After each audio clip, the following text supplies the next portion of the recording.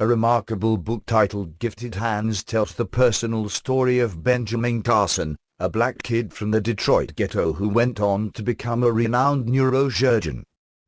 At one time young Ben Carson had the lowest grades in his middle school class and was the butt of teasing by his white classmates.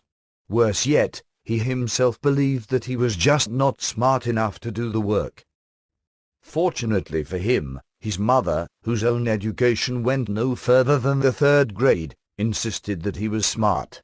She cut off the television set and made him and his brother hit the books that she herself could scarcely read. As young Ben's schoolwork began to catch up with that of his classmates, and then began to surpass that of his classmates, his whole view of himself and of the wider world around him began to change. He began to think that he wanted to become a doctor.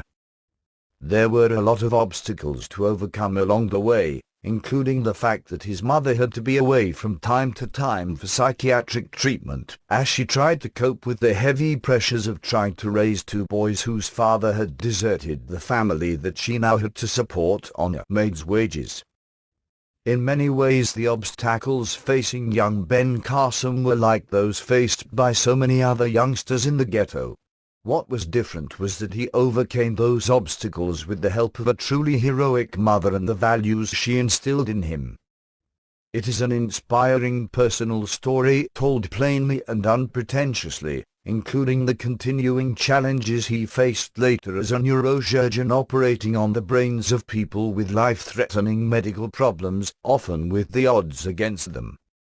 To me it was a personal story in another sense, that some of his experiences as a youngster brought back experiences that I went through growing up in Harlem many years earlier. I could understand all too well what it was like to be the lowest performing child in a class. That was my situation in the 4th grade, after my family had moved up from the South, where I had been one of the best students in the 3rd grade but in a grossly inferior school system. Now I sometimes found myself in tears because it was so hard to try to get through my homework.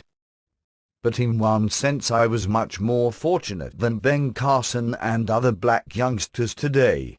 The shock of being in a school, whose standards were higher than I was able to meet at first, took place in an all-black school in Harlem, so that there was none of the additional complications that such an experience can have for a black youngster in a predominantly white school.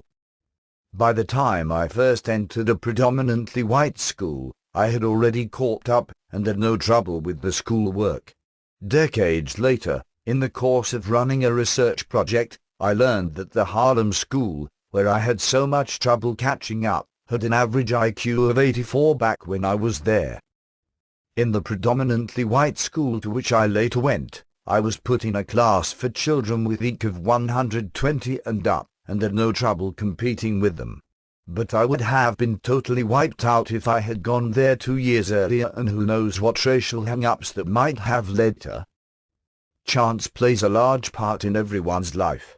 The home in which you are raised is often a big part of luck being on your side or against you. But you don't need parents with PhDs to make sure that you make the most of your education. The kinds of things that statisticians can measure, such as family income or parents' education, are not the crucial things. The family's attitude toward education and toward life can make all the difference. Virtually everything was against young Ben Carson, except for his mother's attitudes and values. But, armed with her outlook, he was able to fight his way through many battles, including battles to control his own temper, as well as external obstacles. Today, Dr. Benjamin Carson is a renowned neurosurgeon at a renowned institution, Johns Hopkins University. But what got him there was wholly different from what is being offered to many ghetto youths today, much of which is not merely futile but counterproductive.